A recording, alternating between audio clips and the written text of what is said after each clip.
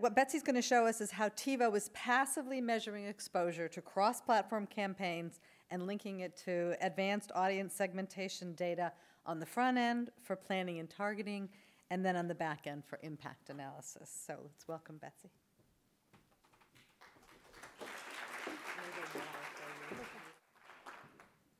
Great, thank you. Thank you, Jane, for having us here today.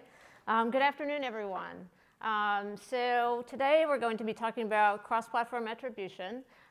First, a little bit about who we are at TiVo Research. We are a single-source data company. We have 3 million households in our set-top box sample, which translates to 2.3 million households in tab. We are single-source, so there's no fusion, there's no modeling, there's no lookalikes. We are matching at that household level. We have second-by-second data, which provides for much more granular measurement. And we are nationally representative, so we weight back to TV households. And we have a footprint in the top 190 plus DMAs. And also we get our data not only from TiVo households, but also from Charter and from Fourth Wall as well. So this slide here is really just to give you an idea of all the different data sets that we match to. So in terms of verticals and in terms of platforms. So if you start at the top left looking at CPG, we have a huge CPG universe that we match to. Also automotive, we get registration data. Both of these sources are sitting in our system every day, and we're matching them on a quarterly basis. We also match to retail in terms of credit and debit card purchases. We match to pharmaceutical, so we're getting actual patient claims data based on adults 18 plus. We match to first-party data. We have several clients now that are offering up their first-party data to us that we're matching at a name and address level. We also match to location-based or store visitation data, and that's through mobile. We match to online, which we'll get into a little bit more, but that's all the exposures through campaigns. And also all comes back to our set-top box level. So here's our list of our syndicated data partners, all these data sets that are all coming together. So our matching partners are Experian, LiveRamp, and we just recently completed a match with Acxiom. So we were getting through LiveRamp about a 50% match on our 2.3 million homes, and now with Acxiom we've risen up to 90%, which is really great and provides a lot more data for us to be matching back to for all the different campaigns. For digital, we're getting exposure data not only through Datalogics, but also through ComScore. And also with digital, LiveRamp is also basically a pipe for us.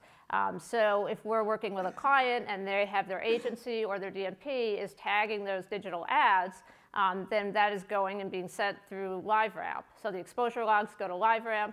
LiveRamp sends all that data back to us, and that's where you're getting the single source from. And we'll get into matching in a second.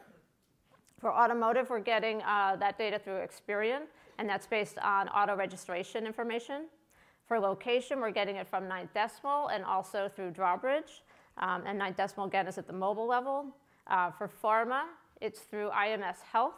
So these are adults 18 plus that we're matching the specific patient claims data, and it's about 2 million patients in that universe. For CPG, not only from 8451, formerly dunnhumby, but we're also getting CPG from GfK and from Datalogics. And from retail, we just recently matched with Cardlytics, which is the credit card and debit card data. So we're matching with them through Equifax and through Experian. So how do we match all this data, right? It's a lot of data sets. So here we're looking at it on a vertical basis and on a platform basis. So that first box at the top, so CPG, automotive, retail, pharma, and CRM, it's all matched at that name and address level. So for CPG, we're getting the shopper loyalty cards that everyone probably uses at the store, and that's at name and address, and that's coming through CPG. For automotive, as I mentioned, it's for auto registrations. For retail, we're getting at the actual purchase level through Cardlytics, and it's all both at name and address. For pharma, it's through IMS, so that actual claims data is coming from IMS. It's all HIPAA compliant. It's matching back to ours at that patient level. And CRM, we're getting, we have several clients that we're working on a CRM basis. That's matched through Experian, also name and address. So for geolocation, mostly we're dealing with Ninth Decimal right now, getting down to that store visitation level. It's matching on device IDs. So this is really a probabilistic match coming from those phones. So for Ninth Decimal, they partner with a bunch of companies that have different apps. So basically, if you have that app open and you are using it and you walk into Burger King, they can measure that down to a 4-foot by 4-foot footprint. So they know if you walked into that store. They don't know if you bought, but we're getting that purchase data from Cardlytics. So you could use both of them in a study and know who was there and who actually made a purchase. For digital, as I mentioned, we're using LiveRamp for a lot of that. And if you're tagging through the agency or the DMP, so those exposure logs are coming through LiveRamp and coming back to us. And that's based on a deterministic match. So there is about a 5-day delay or so to get it through from LiveRamp back to us. And then when we can do these campaigns, now you can measure who was exposed on television, who was exposed on digital, who was exposed on TV and digital, TV or digital. You can look at specific networks. You can look at specific sites. And we can do different permutations that way. And lastly, for digital, we're matching through ComScore. It's a little bit different, a little more complicated than through LiveRamp, but they're basically sending the exposure logs to LiveRamp. They're converting it back to an IP address, going through Experian, and back to us. So we also have a software tool known as Media Analytics. And we have clients who can subscribe on an annual basis to the system, or we can run reports on an ad hoc basis. So if you say, I only need X, Y, and Z, here's what it is, please send it, we can do something like that as well. So through Media Analytics, one of the uses is really for planning capabilities. So one of the things we run out, and it's called a True Target Index, or known as a TTI in our world.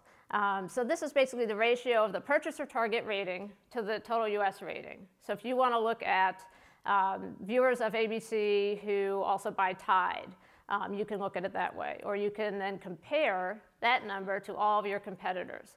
So how do I fare versus all the other broadcast networks or all the other cable networks? You can run these targets based on viewing data. You can run it on purchase data. So it's basically combining these sets that are in there now. We have the CPG and the automotive, and it's getting away from age and gender, and now you're basically using a purchaser target and see how well you fare. We also have an optimizer that has all this information in it as well. So you can optimize that reach and frequency against these purchaser targets.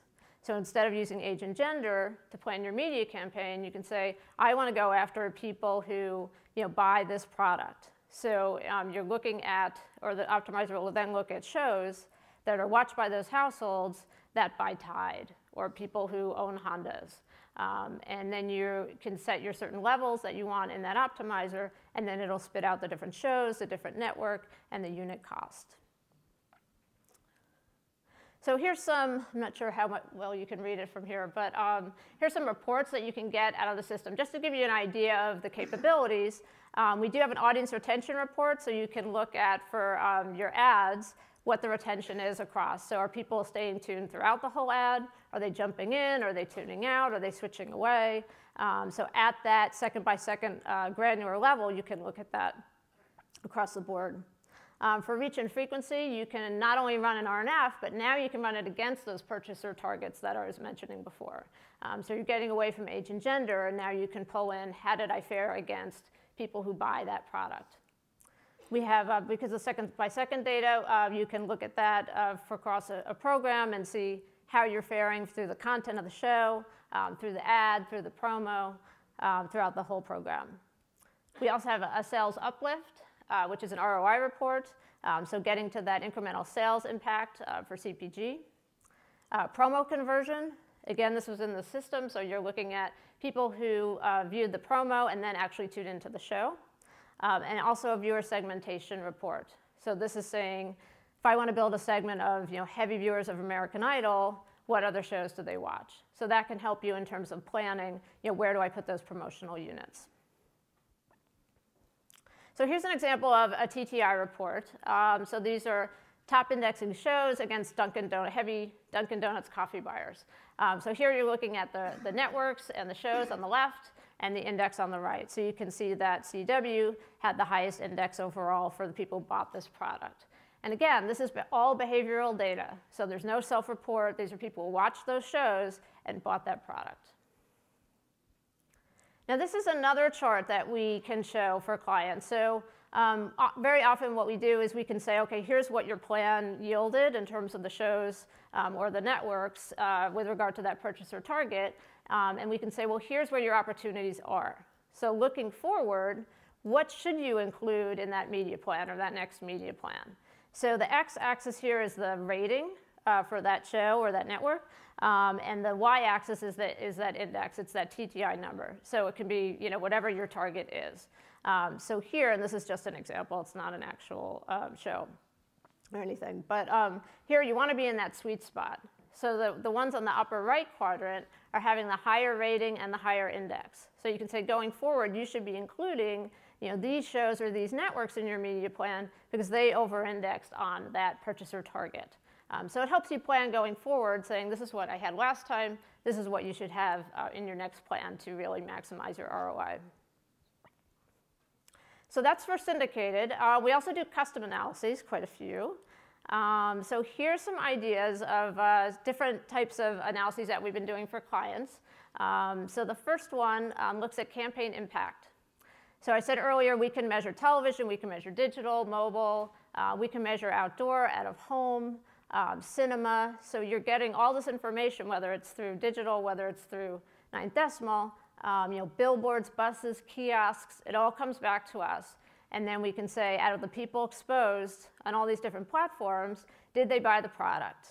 Did they buy the car? Did they own that car? Did they go to the store? All these different things to say, did they buy Tide? Did they go to McDonald's? So that would be a campaign impact example.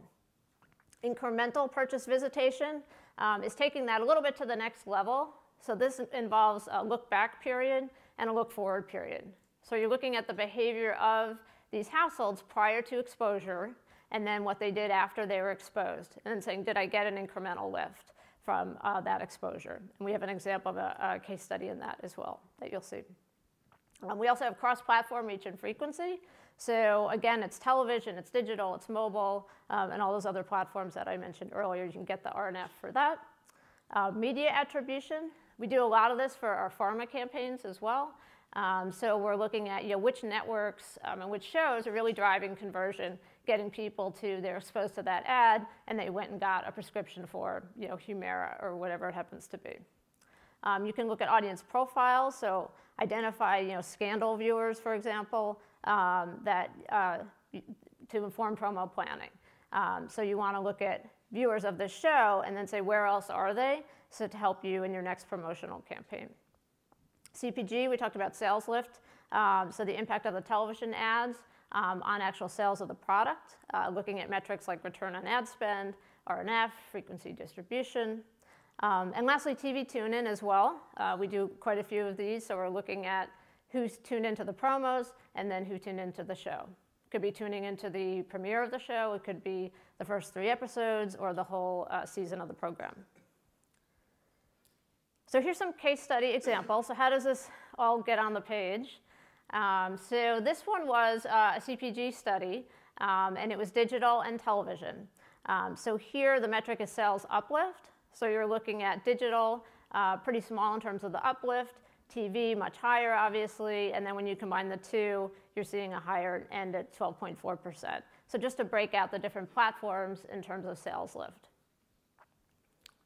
Same study in this next slide, but now if you look on the right, we have different segments of these buyers of the product. So they're either new to the category, new to the brand, or they'd already been buying the product. So here we're looking at, for television only, this was really driving households that were new to the category and first-time buyers of the brand.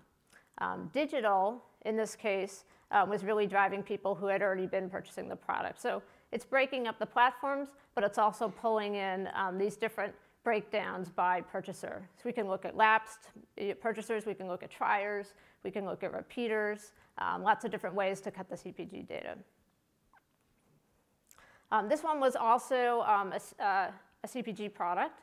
And here we're looking at television and digital again, but you can see here on the left that TV really drove the exposures, but the uplift metrics are on the right, and you see that again when you're combining digital here, you're getting a bigger uplift, in terms of units and in terms of dollars, so that those both bars are much higher than the TV alone.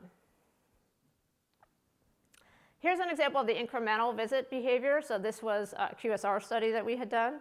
And you can see that when we get into incremental visits, we're getting that 15% lift. So the people exposed to the campaign, 15% more visitation than they had been doing before. And what we also did is projected out those visits. So you could get to like a hard number there. And you can see that it translated to over 300,000 incremental visits to this QSR. This one is also a QSR, a different one, but now we're breaking out platforms. So you can see if you want to look at television alone, if you want to look at digital, combine it with outdoor, different ways to cut the data. And the bars, you're looking at exposed versus unexposed, and then you're getting that lift number. So here you're seeing that digital actually did better than TV in this case. The next one talks about different creatives. So if you say, okay, I just want to look at how do my standard ads do versus my custom ads. I'm spending all this money on custom. Is it really worth the expense or the marketing team's expense to do this? You can break out that. And within the custom, you can also break out different types. So if you want to look at, here's my lower thirds, here's my integrations, here's this one, how do they fare differently in terms of driving visitation or driving some degree of conversion? Are they buying the product? Which one is the best way to go? And the last two slides here are TV attribution study that we had completed recently and actually presented at the ARF last month. So this one was 15 CPG brands that had reduced their TV ad spend year over year. And what we did here is we broke out each brand here, and it's all masked. But the big takeaway here was that there's a $94 million combined loss in sales for these 11 of the 15 brands. And this was done on a logistic model and a linear regression model. And also, we found that for every dollar decline in ad spend, these brands lost 3 times that amount in return as well. So just another idea of how we can pull all these different data sets together and look at it different ways in order to achieve whatever the objective is that is laid out. So in terms of the product roadmap, it's always evolving, but we have a few things we wanted to highlight today. So I said earlier that the CPG and the automotive data are sitting in our system now. And what we're doing as we speak is we're starting to load in the Cardlytics data and the 9th decimal data. So not only can you say who was watching this and bought Tide, but now you're going to be able to say who was watching this and went to Burger King, or who bought something at Home Depot, or Target, or Bed & Bath, or whatever it happens to be. So that's happening shortly. And also for digital, we're doing TV segments. So what we can do, as I said, in our system is we can pull together viewers of comedies or people who watch sports or golf or whatever it is. And then we can take those segments and we upload them to LiveRamp. And then digital partners of ours, so DMPs or DSPs, take that information and they model it and they use it now for their digital campaigns. So that's something else that we're doing and working towards as well. So that's it for me. If anyone has any questions or needs further clarification, the team is here today. So please feel free to reach out. And thank you.